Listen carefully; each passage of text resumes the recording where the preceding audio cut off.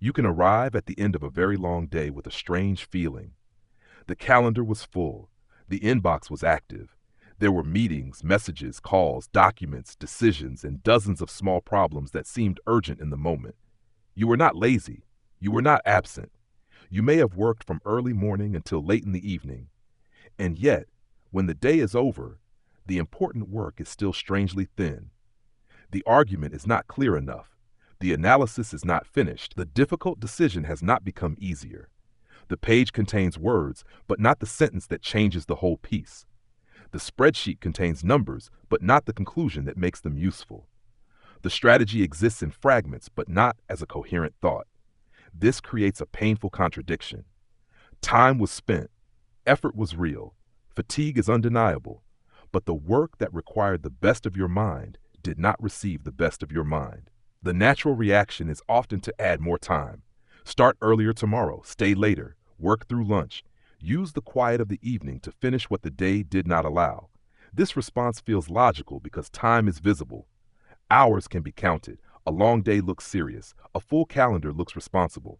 But time is only one input into demanding work.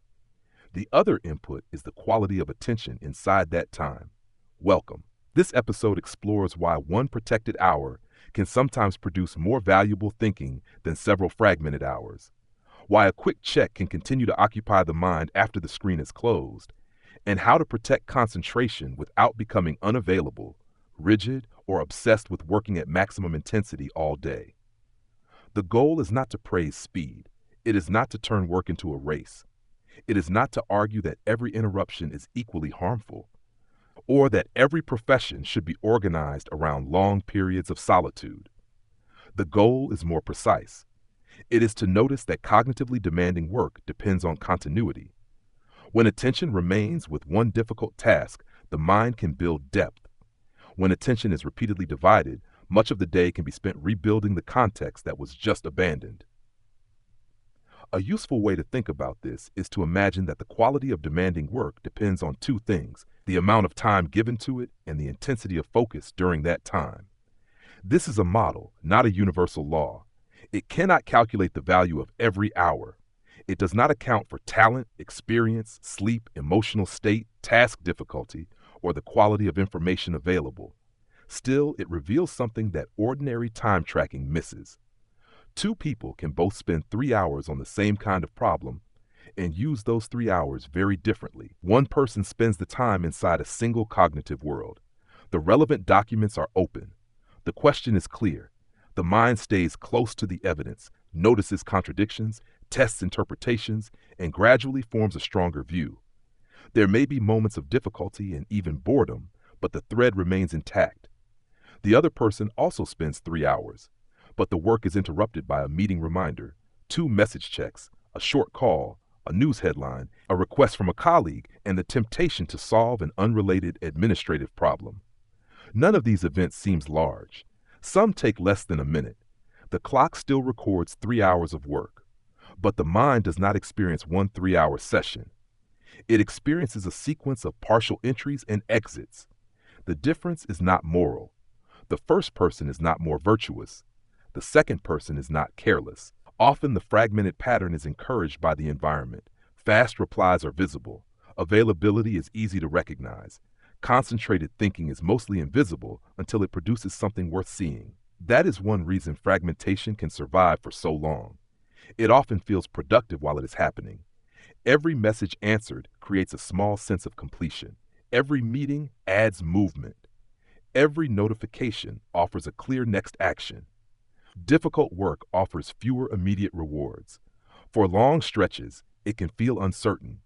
A strong argument may require sitting with confusion. A complex valuation may require testing several assumptions before any conclusion appears. A strategy may look worse before it looks better because deeper thinking exposes problems that quick thinking would have missed. Visible activity and valuable progress are not always the same thing. This becomes especially important for work that cannot be completed by following a familiar sequence. Routine tasks can often survive interruption. If the next step is obvious, returning may be relatively easy. But analysis, writing, learning, design, planning, and difficult decision-making depend on a mental structure that is built over time. The mind holds relationships between ideas. It remembers why one option was rejected. It senses where the argument is weak. It carries an unfinished question while reading the next piece of evidence. That structure is delicate. Imagine trying to construct a detailed model from small pieces placed on a table. Each time you return, the pieces are still there. Nothing has been physically removed. But if someone turns off the light every few minutes and asks you to solve a different puzzle, the main cost is not the few seconds spent turning the light back on. The cost is recovering your sense of the whole. Where was the fragile section? Which pieces were being compared? What possibility was beginning to emerge? What had already been ruled out? The visible materials remain, but the active mental map has faded. That fading is one reason long hours can produce disappointing work. The day may contain many minutes assigned to the task, but fewer minutes in which the full mental map is alive. The problem is not simply distraction in the obvious sense. It is not only that messages consume time. A message that takes 30 seconds does not cost only 30 seconds when it introduces another issue into the mind. A meeting that lasts 15 minutes may shape the hour that follows if it ends with tension, uncertainty, or an unresolved obligation. A quick check can be brief on the clock and long in attention. This is where the idea of attention residue becomes useful. When the mind moves from one task to another, attention does not always move cleanly with it. Part of the mind can remain attached to the previous task. The body is sitting in the new meeting, but the mind is still replaying the difficult email. The document on screen is the investment memo, but part of attention is still testing the unfinished valuation. The student is reading the next chapter, but the message just received has opened a social question that has not been resolved. That trace can weaken performance on the new task because attention is now divided between what is present and what remains unfinished. The person may not appear distracted. There may be no second screen open and no visible multitasking. The division is internal. This matters because modern knowledge work often involves sequential switching rather than obvious simultaneous multitasking. Few people try to write 2 reports at exactly the same moment. Instead, they move rapidly from one to another. A budget, then a call, then a message, then a draft, then a meeting, then back to the budget. Each activity receives a turn. On the calendar, this can look organized. In the mind, it can feel like trying to think through several rooms while the doors between them never fully close. The result is a day filled with work, but poor in cognitive continuity. Consider a simple illustration. A writer is developing an argument that has not found its final shape. The opening is acceptable. The evidence is strong, but the central connection is still missing. The writer reaches a difficult paragraph and feels a small rise of discomfort. At that exact moment, checking the inbox becomes attractive. The check takes less than a minute. Most messages are harmless, but one contains a question that cannot be answered immediately. A colleague wants a decision. The options are not clear.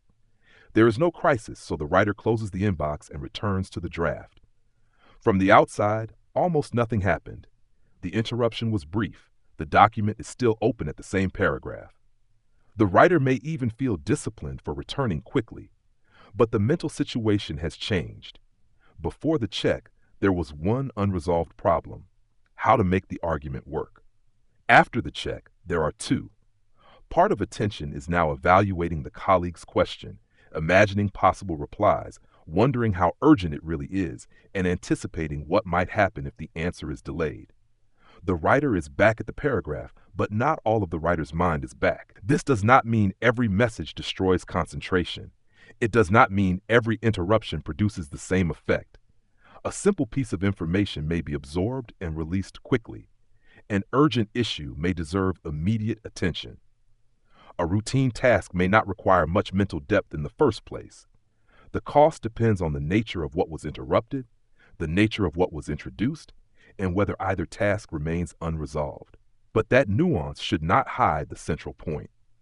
A quick check is not always cognitively neutral. It can create a second target for attention, especially when it reveals something that cannot be completed now. Unfinished work has a particular pull. The mind wants closure. When a task has no clear boundary, no recorded next step, and no decision about when it will be resumed, it can remain mentally active. This is why an abrupt switch in the middle of confusion often feels different from a deliberate pause at a natural stopping point. Imagine an analyst working through a company valuation. Several assumptions are interacting, and one question about long-term margins remains open. 5 minutes before a scheduled meeting, the analyst stops in the middle of that question, closes the file, and moves directly into a discussion about an unrelated project. The meeting may receive less than full attention because the valuation has not been cognitively parked. Part of the mind keeps returning to the assumption. Was the comparison set appropriate? Was one cost treated too generously? Did a recent change affect the conclusion? The meeting is happening, but the previous problem continues running quietly in the background. Now imagine a slightly different transition. The analyst uses the last 2 minutes to write a short note, the exact assumption under review, the evidence already checked, the open question, and the next action when the file is reopened. The valuation is still unfinished. Some residue may remain. A written note does not create an instant mental reset. But the task now has a boundary. The mind no longer has to keep every detail active in order to avoid losing it. This distinction matters. The practical goal is not perfect mental cleanliness. Human attention is not a switch that can be moved from one task to another with no trace. The goal is to reduce unnecessary ambiguity and repeated switching. Even completing a task does not guarantee that attention moves instantly. A difficult conversation can continue to echo after the decision has been made. An intense meeting can shape the mood of the next hour. A strong creative session can leave the mind still generating possibilities while another obligation begins. Transitions have weight. That is easy to forget because calendars show blocks, not residue. At 10 o'clock, the calendar says strategy meeting. At 11, it says writing. The neat boundary suggests that the mind will change modes at exactly 11, but the mind does not read the calendar. It carries emotional tension, unfinished questions, social concerns, and recent decisions across the line. The cost becomes larger when the next task requires depth. A routine approval may survive divided attention. A difficult judgment may not. The more relationships, assumptions, or possibilities the new task requires you to hold, the more damaging it can be to arrive with part of attention still elsewhere. This helps explain why fragmentation often changes the quality of work before it changes the quantity. A fragmented writer may still produce pages. A fragmented analyst may still complete the spreadsheet. A fragmented manager may still create a plan. The visible deliverable exists, but it may contain weaker distinctions, shallower reasoning, more familiar ideas, and errors that concentrated attention would have caught. The difference can be difficult to measure because quality is not always immediately obvious. A weak sentence may sound acceptable. A rushed decision may work well enough. A shallow analysis may receive no challenge. The organization sees that the document was delivered and the person remained responsive. The hidden question is what the work could have become under better conditions. This is why adding hours can fail to solve the problem. More fragmented time often creates more opportunities for switching. The person extends the day, but carries the same pattern into the evening. The inbox remains nearby. The phone remains visible. The difficult task continues to share attention with everything else. A longer container does not help much if attention keeps leaking out of it. There is also an emotional side to this pattern. Fragmentation can create the feeling that concentration is a personal weakness. The person sits down to think and cannot settle. After a few minutes, attention seeks relief. The conclusion is often, concentration is not natural for this kind of work, or there is too much happening to focus now. But sometimes the difficulty is not inside the person. It is inside the design of the session. The task is vague. The stopping point is unclear. Communication channels remain open. The calendar leaves only narrow gaps. Several unresolved obligations are competing for attention. Under those conditions, struggling to focus is not surprising. Concentration is partly a capacity, but it is also an arrangement. A protected block does not magically create insight. It can still contain uncertainty, slow progress, and wrong turns. Yet it gives the mind a chance to remain with the difficulty long enough for deeper patterns to appear. It allows context to accumulate instead of being repeatedly rebuilt. This accumulated context is one of the quiet advantages of uninterrupted work. In the first minutes, attention may still be settling. The problem may feel flat or confusing. Then, as the mind remains in contact with the same material, details begin to connect. Earlier evidence becomes relevant to a later question. A contradiction becomes visible. A better structure appears. The work starts to gain internal momentum. An interruption at that point does not merely stop typing. It breaks a developing chain of thought. And when the person returns, the words already written may be visible, but the momentum that produced them has to be recreated. The word intensity can create the wrong image. It can sound like pressure, urgency, tension, or an attempt to force the brain to perform at full power from morning until night. That is not the idea. In demanding work, intensity means that attention is gathered rather than scattered. It means the mind is genuinely with the task. The pace can be calm. The room can be quiet. The work may even look slow from the outside. A person reading a difficult report carefully may appear less active than someone answering 15 messages. A designer sketching several versions of the same idea may appear less productive than someone moving rapidly between calls. A student sitting with one confusing concept may produce no visible result for 20 minutes. Yet those periods can contain serious work because attention is being used to understand, compare, test, and create. Intensity is not frantic speed. In fact, frantic speed can become another form of fragmentation.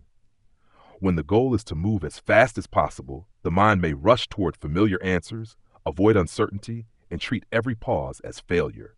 Real concentration often includes patience. It allows a difficult question to remain open long enough to be understood. Nor is intensity something to sustain all day. Cognitively demanding work has limits. Communication, coordination, administration, rest, and ordinary human interaction are legitimate parts of life and work. The point is not to turn every hour into a test of concentration. The point is to identify which work actually requires depth, then give that work conditions in which depth is possible.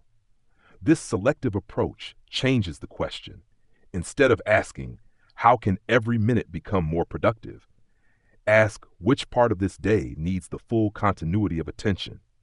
That might be the first draft of a difficult memo. It might be the analysis behind an investment decision.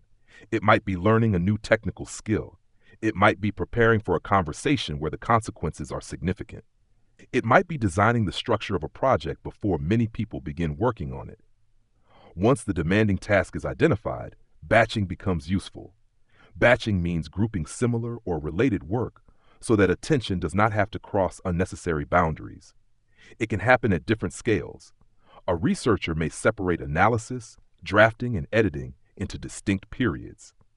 A manager may group routine approvals into one window. A student may give one uninterrupted session to understanding a difficult concept before moving to easier exercises. A team may create predictable communication periods so that concentration does not depend on ignoring colleagues without explanation. The purpose of batching is not to make the schedule look elegant. It is to reduce the number of cognitive worlds the mind must enter and leave. Imagine a researcher working on a complex paper. One approach is to mix everything together. Analyze a little data, revise 2 paragraphs, answer messages, search for another source, edit a chart, attend a meeting, then return to the analysis. The work moves forward in small pieces, but each piece asks for a different mode of thought. Another approach is to create clearer phases. During one block, the researcher stays with the data and the questions it raises. During another, the focus is the structure of the argument. Later, editing becomes its own task. Communication is handled outside those protected periods. The second approach does not guarantee better work, but it reduces needless switching between analysis, composition, editing, and coordination. Each mode receives enough continuity to develop. The same principle appears in learning. Imagine 2 students preparing for a difficult exam. Both spend the same amount of time. One keeps a phone on the desk and responds whenever something arrives. The other chooses a realistic period, removes obvious channels of interruption, and works on one defined topic. The second student may study for fewer total hours across the week and still use those hours more effectively. Not always. Individual differences in task difficulty matter, but the model explains why longer study does not automatically mean deeper learning. The first student's time is not empty.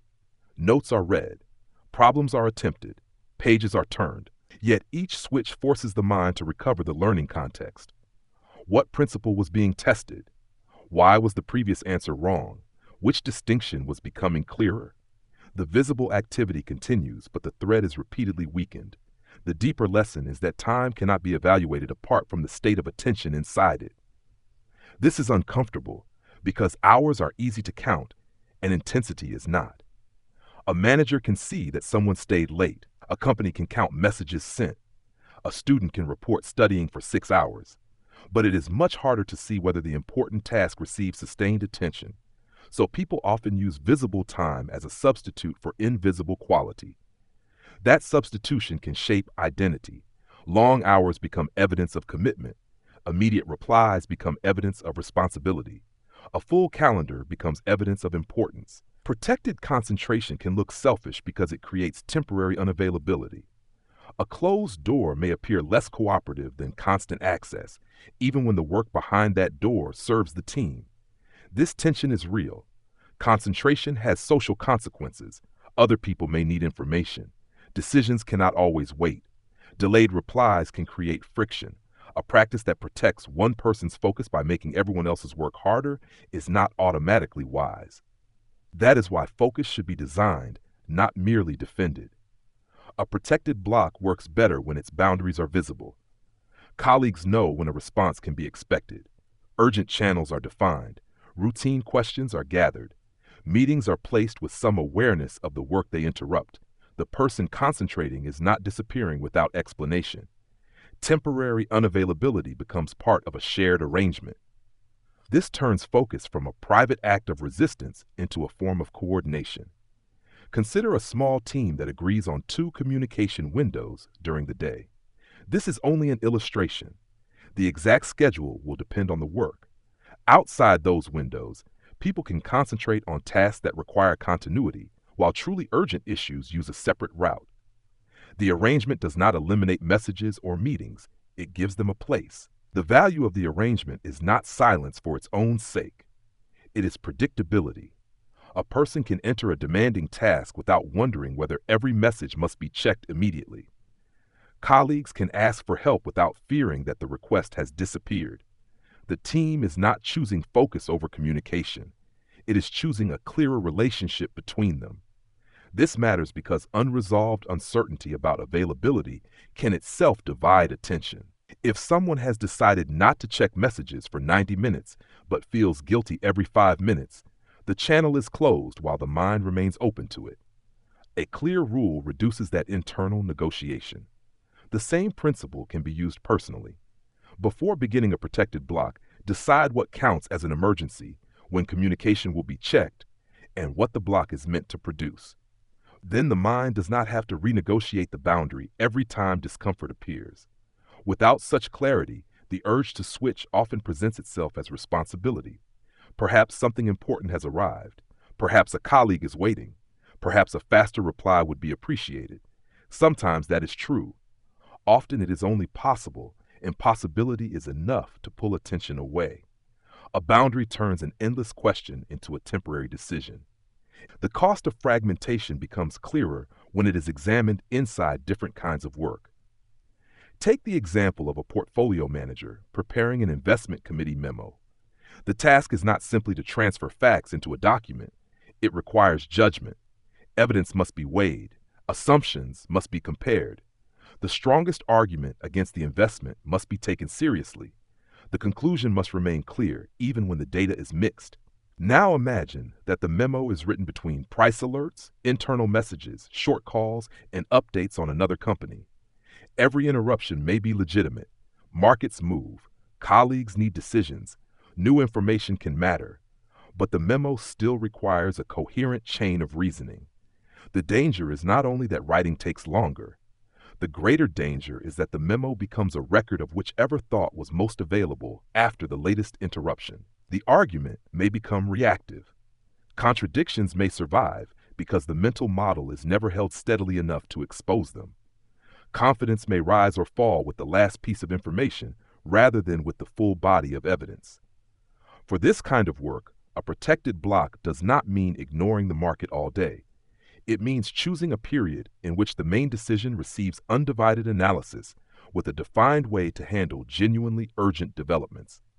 Responsiveness still matters, but it should not quietly become the only operating mode. Consider a manager moving from a difficult staffing conversation into strategic planning. The conversation ends, but the emotional and practical questions remain active. Was the message understood? Will the person react badly? What follow-up is required? Did the manager say too much or too little? 5 minutes later, the manager is expected to think about next year's priorities. The calendar treats these as separate events. Attention may not. In this situation, the useful practice may not be a long protected block. It may begin with a transition, 10 quiet minutes to record what happened, define the next action, and notice the emotional residue could protect the quality of the planning session that follows. The difficult conversation is not erased. It is given a container. This illustrates an important point. Protecting attention is not always about creating larger blocks. Sometimes it is about creating better boundaries between blocks. Now consider a lawyer drafting a complex clause between short meetings. The legal work requires precision. A single phrase can change meaning. The draft depends on holding the purpose of the agreement, possible interpretations, and several risks in mind at once. If the lawyer has 4 scattered periods of 20 minutes, the total time may look generous, but each period begins with reconstruction. Which version is current? Why was one phrase rejected? What risk was the clause meant to contain? What had the other side requested? By the time the full context returns, the next meeting is approaching. A single longer block may be more valuable than the same number of minutes scattered across the day. Not because long blocks are always superior, but because this task has a high context rebuilding cost. That phrase is useful, context rebuilding cost. Every task has one, but the cost varies. Answering a familiar administrative question may have a low cost. Returning to a complex argument, model, design, or negotiation may have a high cost. The more context a task requires, the more carefully its continuity should be protected. This suggests a better way to plan the day. Do not only estimate how long a task will take, also ask how expensive it is to leave and return. A 15-minute interruption inside a low-context task may be minor. The same interruption inside a high-context task may divide the entire session. Consider a programmer tracing an error through a large system. The problem is not visible in one line. It involves understanding how several parts interact. The programmer forms a mental map, tests a possibility, rejects it, and moves deeper into the system. Then a message appears asking for a small update on an unrelated project. The reply may take 1 minute, but when the programmer returns, the exact state of the investigation must be recovered. Which path had been tested? What assumption was under suspicion? What evidence ruled out the previous explanation? The code remains on screen, but the active map has weakened. This is why people sometimes say after an interruption, it took a while to remember what was happening. That experience is not merely annoyance. It is the visible edge of context rebuilding. A practical response is to leave a re-entry note before switching when possible. 1 or 2 sentences can capture the current hypothesis, what has been checked, and the next test. This does not remove residue, but it reduces the amount of context that must be held in memory across the transition. Now consider a designer developing a concept. Creative work is often misunderstood as a series of sudden ideas. In practice, strong concepts may emerge from sustained contact with the problem. The designer notices what feels predictable, what carries the wrong emotion, what can be simplified, and what metaphor has enough depth to support the whole piece. Repeated checks interrupt that slow process of recognition. The loss may be hard to see because no specific idea can be identified as the one that would have appeared. The cost is a possibility that never had enough time to form. This is one reason fragmented work can produce competent but unsurprising results. The obvious solution appears quickly. The less obvious solution often requires staying with the problem after the obvious one has arrived. Concentration gives the second idea a chance. A student offers another illustration. Suppose the task is to understand a difficult concept rather than memorize a set of facts. The student reads a paragraph, feels confused, and immediately searches for an easier explanation. That can be helpful. But if every moment of difficulty triggers a switch, the student may never develop the ability to work through confusion. A focused block creates space to ask better questions. Which part is unclear? What does the concept assume? Can it be explained in simpler language? How does it connect with the previous idea? The aim is not to suffer for the sake of suffering. It is to remain with the material long enough for understanding to deepen. This is also why artificially extending study time can be misleading. 6 distracted hours may feel more serious than 2 concentrated hours. Yet the better measure is not how long the book remained open. It is what the mind was able to understand, recall, and use. These examples share a pattern, but they are not identical. The portfolio manager deals with live information. The manager carries emotional residue. The lawyer faces high precision. The programmer holds a complex system in mind. The designer needs ideas to develop. The student must move through confusion. Different tasks create different forms of residue and different reasons to protect continuity. That is why a single productivity rule is not enough. Turning off every notification may help in one setting and create a problem in another. Canceling meetings may protect one person's work and damage a team's coordination. Refusing to answer messages may be wise during analysis and irresponsible during an operational crisis. The question is not, are interruptions bad? The better question is, what does this task require from attention, and what kind of interruption would damage that requirement? This makes the practice more intelligent and less ideological. Some roles genuinely create value through responsiveness.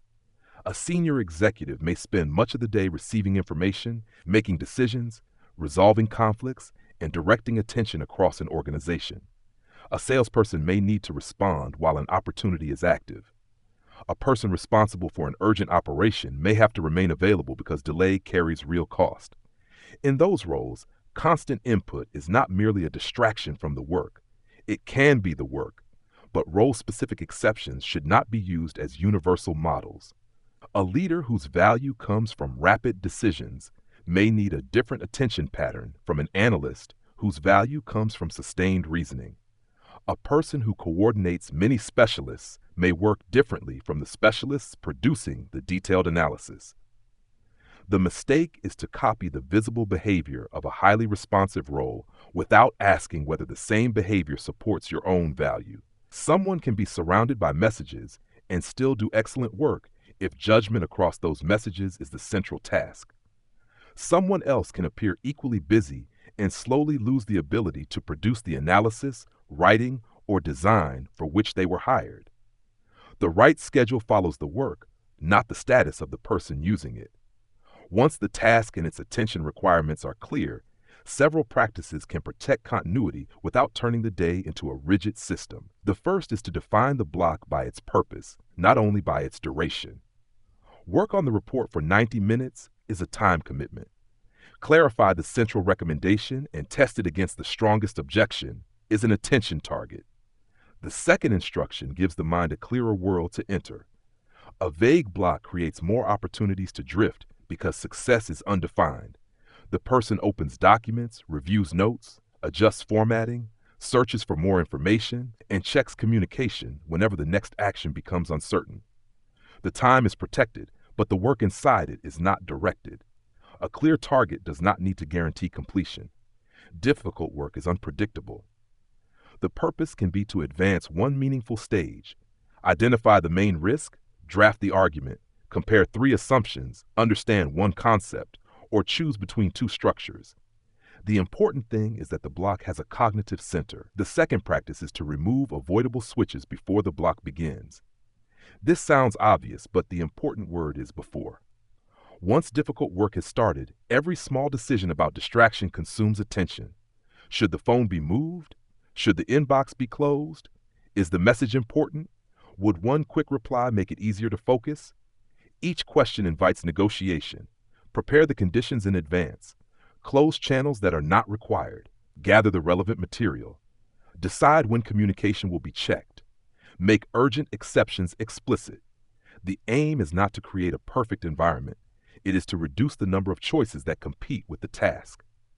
The third practice is to batch communication. Instead of treating the inbox as a live stream that deserves continuous observation, give it defined periods where possible. The exact frequency depends on the role. For one person, 2 or 3 windows may be realistic. For another, the interval must be shorter. The principle is not a specific schedule. It is the separation of communication from work that requires an intact mental map. Batching also improves the quality of communication. When messages are handled deliberately, related questions can be resolved together. Replies can be clearer. Several small requests can be coordinated rather than allowed to interrupt several separate moments. But batching fails when colleagues experience it as unexplained disappearance. A simple availability rule can reduce that friction.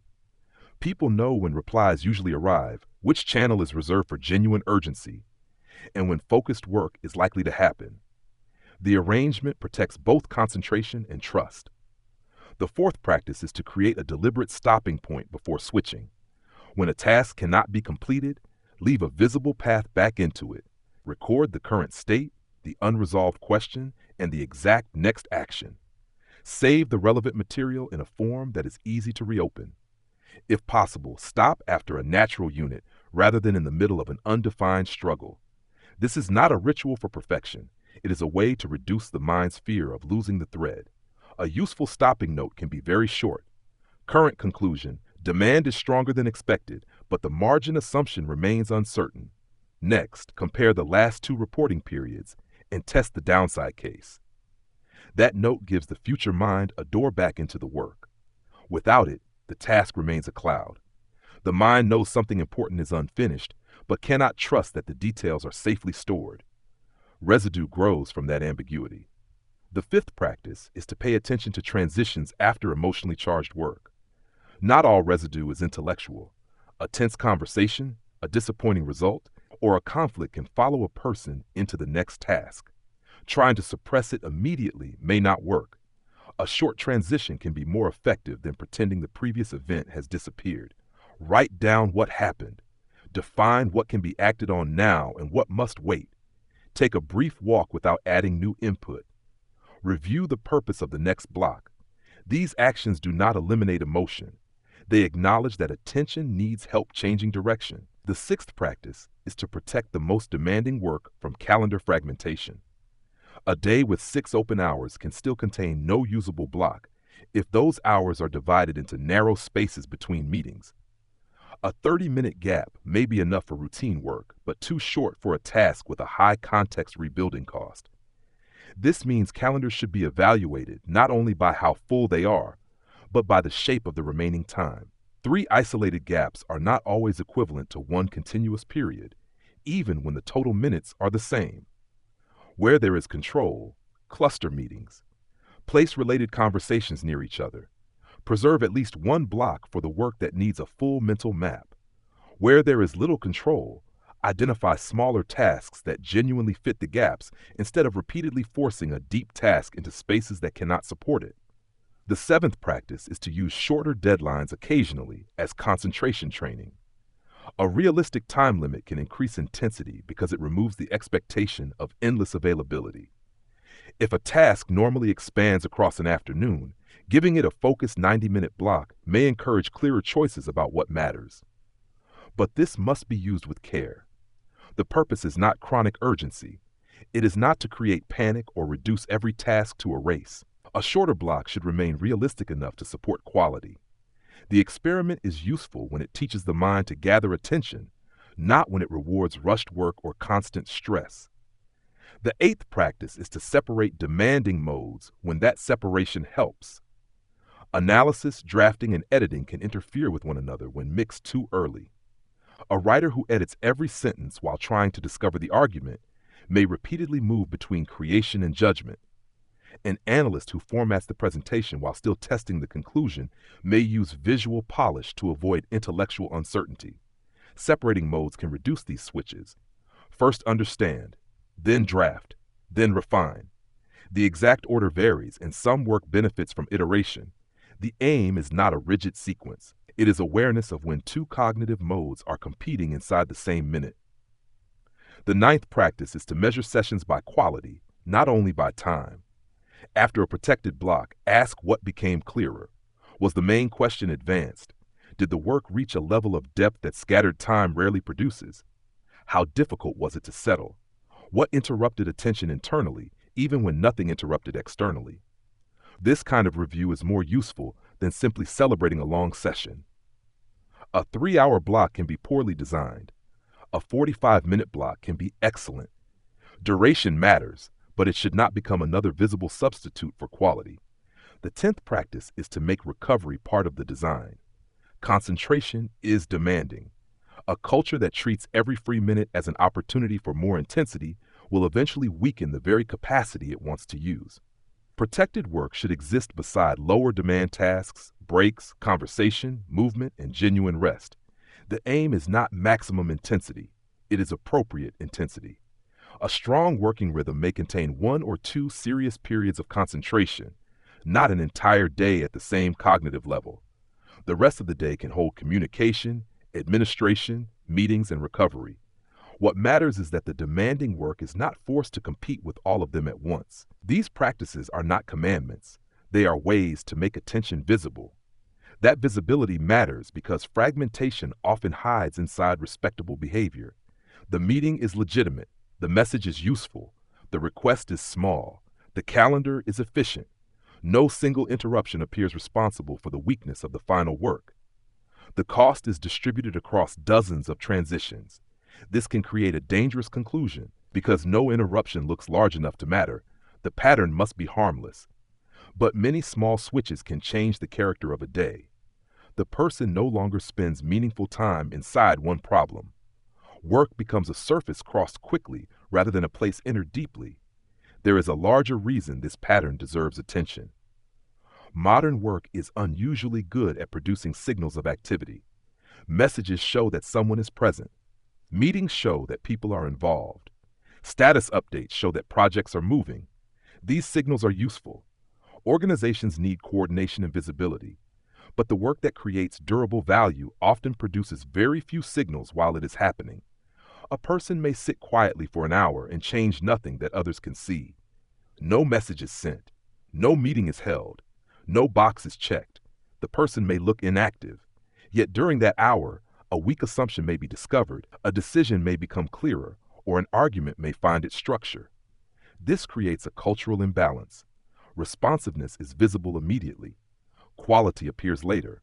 When organizations cannot easily measure the quality of thought, they may reward the behavior they can see. People learn that fast replies are safe.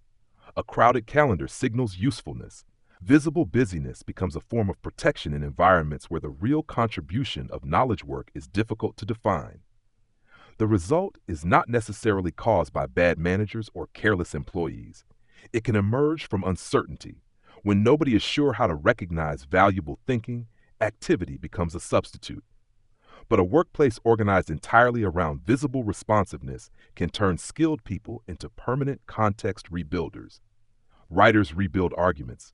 Analysts rebuild models. Designers rebuild concepts. Managers rebuild strategic context.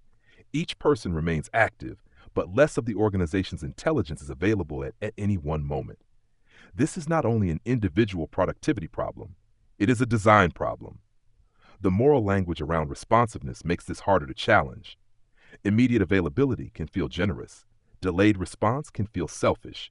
But responsibility should be judged by what the work requires, not only by how quickly a person can be reached.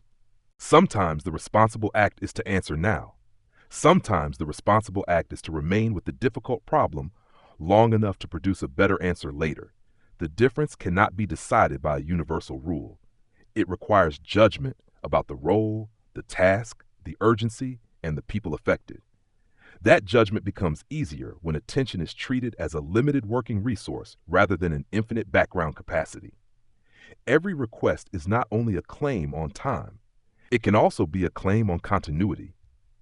Every meeting is not only its scheduled duration, it can shape the work before and after it. Every quick check is not only a few seconds, it can introduce a question that remains active. Seeing work this way does not require fear of interruption. It requires honesty about transition. It also changes how success is interpreted. A shorter day with one strong block may produce more valuable cognitive work than a longer day of constant switching. That does not make shorter hours universally better. It means hours alone are incomplete evidence. The same is true of effort. Feeling exhausted does not prove that attention was used well. Fragmentation can be deeply tiring because the mind keeps changing direction. A person can end the day depleted not from sustained thought, but from hundreds of small acts of reorientation. A concentrated session can also be tiring, but it often has a different emotional shape. There is a sense that the mind was fully given to something. Even when the task remains unfinished, the work may feel more coherent. That feeling matters. Work is not only a sequence of outputs, it is also a daily experience of attention. A life spent constantly leaving one thing for another can begin to feel scattered even outside the office. Protecting continuity, then, is not simply a method for producing more. It is a way of deciding what deserves the full presence of the mind. The practical experiment for the coming week is simple. Choose one cognitively demanding task that appears at least twice in a reasonably similar form. It might be writing, analysis, study, planning, design, or preparation for an important decision. Do one session in the usual way. Do not deliberately make it worse. Simply observe the normal pattern. Notice how often attention switches, what creates the switch, how long it takes to recover the thread, and what the work feels like at the end. Then create one protected session for a similar task. Give it a clear purpose. Remove avoidable communication. Decide in advance when messages will be checked. Keep a note for any unrelated thought that needs attention later. When the session ends, record the exact next step before switching. Compare the two sessions. Do not compare only the number of minutes or the quantity produced. Compare clarity. Compare the strength of the reasoning. Compare how much context had to be rebuilt. Compare the feeling of returning after a switch. Compare whether the work reached a level that the fragmented session did not. The point is not to prove that one method always wins. The point is to make the invisible difference visible in your own work. A long day can still be a weekday for thinking. A shorter block can still contain serious depth. Time matters, but time is not enough. The quality of demanding work depends on what attention is allowed to become inside that time. So before adding another hour, look at the hour already available. Ask whether it contains one task or several unfinished worlds. Ask whether attention is gathering or repeatedly starting again. Ask whether the work needs more time or whether it first needs continuity. Protect one thread. Follow it further than usual. Then notice what becomes possible when the mind is finally allowed to remain.